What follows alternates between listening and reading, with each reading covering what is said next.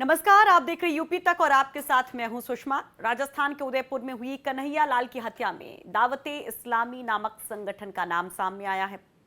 हत्यारोपी दावते इस्लामी संगठन से जुड़े हुए थे, लेकिन इस संगठन का यूपी से भी कनेक्शन है। यूपी के शहर कानपुर से।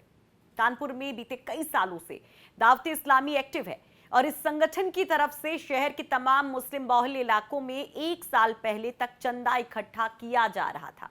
इसको बैन करने की मांग को लेकर एक शख्स है जो लगातार कोशिशों में लगा हुआ है। हम बात कर रहे हैं मोहम्मद कौसर सिद्दीकी की। उनसे हमारे सहयोगी संतोष शर्मा ने बातचीत की, तो सुनिए कि ये जो संगठन है, ये संगठन कितना बड़ा खतरा है, क्या है ये संगठन, कैसे इसकी शुरुआत हुई, तमाम डिटेल्स। उदयपुर में हुई है ट्रेलर कन्हैया की हत्या के बाद दावते इस्लामी का नाम सामने आया। क्या है दावते इस्लामी का कानपुर कनेक्शन? हमारे साथ बात करने के लिए मोहम्मद कौसर सिद्दीकी साहब हैं। सर, ये जो दावते इस्लामी है, ये कैसा संगठन है, क्या काम करता है, किस तरीके से आपके अनुसार ये देश के लिए खतरा बन गया है?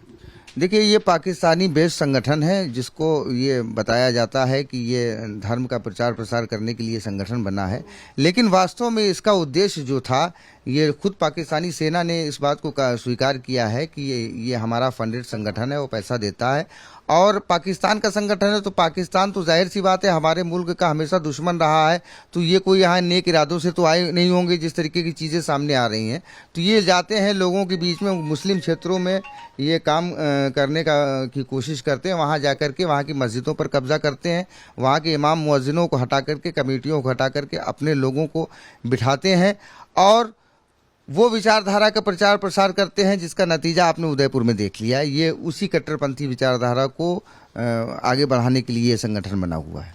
ये किस तरीके से लड़कों को बरगलाते हैं, किस तरीके से भटकाते हैं लोगों को, किस तरीके से कट्टरपंथ की राह पे ले जाते हैं?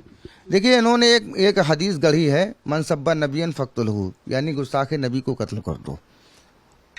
और ऐसा कोई भी मामला नहीं सामने आता है जिस तरीके से ये लोग हदीसों को पेश करते हैं। तो ये इस तरीके के मामलों को लाते हैं कि हम मोहम्मद साहब से बहुत ज़्यादा प्यार करते हैं, बहुत ज़्यादा मोहब्बत करते हैं, उनकी तौहीन बर्दाश्त नहीं करते हैं और करने वाले को कत्ल कर दिया जाए।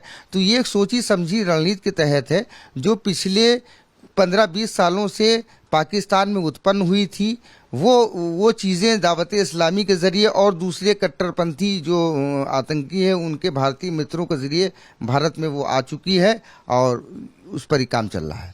लगातार 3 सालों से आप लिखा पढ़ी कर रहे हैं, तमाम लोगों से शिकायतें कर रहे हैं, तो क्या उस पर सुनवाई हुई? कहाँ कहाँ शिकायत की और क्या मांग है आपकी? देखिए, सुनवाई अगर हुई होती तो शायद ये हादसा ना होता। मांग हमारी कल भी वही थी, मांग हमारी आज भी वही है। हम कल मांग कर रहे थे कि दावत इस्लामी की जांच करा के बैन किया जाए और आज हम ये कह रहे हैं कि अविलंब बैन किया जाए, जांच बाद में कराई जाए, क्योंकि दावत इस्लामी के ज़रिए, उनके लोगों के ज़रिए जो उदयपुर में घटना की गई, ये आतंकवादी घटना है और देश के खिलाफ युद्ध का ऐलान है। ये कानपुर में किस तरीके से फंड इकट्ठा कर रहे हैं कि कहा जा रहा था कि चौराहे पर ये लोग भी दावत इस्लामी के नाम के बॉक्सेस रख रहे हैं, क्या अभी भी ये सक्रिय हैं? कितने वक्त पहले की बात है ये लोगों से चंदा इकट्ठा हो रहा था? देखिए, पिछले साल तक तो हमें सूचना थी कि जब तक हमने इनके खिलाफ अभियान चलाया था, तो डिब्बों के खिलाफ ही अभियान चला था और तमाम डिब्बे पकड़े गए थे। बल्कि कानपुर ही नहीं, पूरे भारत में, बम्बई में और न जाने कहाँ कहाँ ये सब डिब्बे पकड़े गए थे। तो ये गली गली, मोहल्ले मोहल्ले और मस्जिदों के पास जो भी चाय पान मसाले की दुकानें हैं, वहाँ पर डिब्बे कलेक्शन बॉक्स लगा देते हैं और उसमें पैसा इकट्ठा होता है।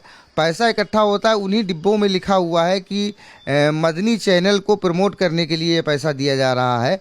तो जाहिर सी बात है कि मदनी चैनल की आड़ में ये पैसा लिया जा रहा है और पैसा पाकिस्तान कराची भेजा जाता है और फिर उसको दूसरे ज़रिए में खर्चा किया जाता है। तो यही हमने पिछले साल मांग उठाई थी कि इस पर जाँच होनी चाहिए। तो वो क्या हुआ क्या नहीं हुआ, आज तक चीज़ सामने नहीं आई। ये मदनी चैनल का और दावत इस्लामी का कोई कनेक्शन आपस में? दावत इस्लामी वालों का ही मदनी चैनल है, उसी चैनल के माध्यम से वो अपनी शिक्षाओं को प्रसारित करते हैं। मुल्ला इलियास अत्तारी और उसके दूसरे गुर्गे जो पाकिस्तान कराची में बैठ करके पूरी दुनिया भर में अपना नेटवर्क उसी चैनल के माध्यम से चलाते हैं। तो कहा जा सकता है कि मदनी चैनल के जरिए ही ये लोग एक कट्टरपंथ की तरफ, जो जिसका नतीजा हमें उदयपुर में देखने को मिला, वो पढ़ा रहे हैं। हाँ बिल्कुल, इसमें ऐसा हो सकता है क्योंकि पिछली बार भी बहुत सी ऐसी चीज़ें सामने आई थी जिसमें उसी मदनी चैनल में बहुत सी कट्टरपंथी ऐसी बातें की गई थी, सर काटने और तन से जुदा करने वाली बातें अक्सर उस चैनल के द्वारा की गई। और एक बार तो उस चैनल के जरिए प्रचार किया गया था, धर्म परिवर्तन का प्रचार किया गया था। साउथ अफ्रीका में कुछ लोग नॉन मुस्लिम्स थे, मुस्लिम्स कन्वर्ट हुए थे, मुंबई के कुछ लोग नॉन मुस्लिम्स से मुस्लिम्स बने थे, तो उसका प्रचार किया। तो समस्या इस बात की नहीं है कि कोई कौन से धर्म में जा रहा है, लेकिन प्रलोभन दे करके और दूसरे प्रकार से धर्म परिवर्तन कराया जाए, इस पर आपत्ति है। और ख़ास तौर से अगर इसके पीछे पाकिस्तान जैसे देश की संस्था लगी हुई है तो उस पर शक होना तो स्वाभाविक ही है। एक आखिरी सवाल है कि उदयपुर में जो आरोपी है रियाज अत्तारी, वो सरनेम उसका अत्तारी का दावत इस्लामी से क्या कनेक्शन है? अत्तारी सरनेम का दावत इस्लामी। देखिए, इलियास अत्तार जो पाकिस्तान की दावत इस्लामी के जिसको अमीर अहले सुन्नत ये लोग कहते हैं, वो इसका प्रमुख है और उसके मुरीद यानी फॉलोअर शिष्य जो है वो अत्तारी कहलाते हैं।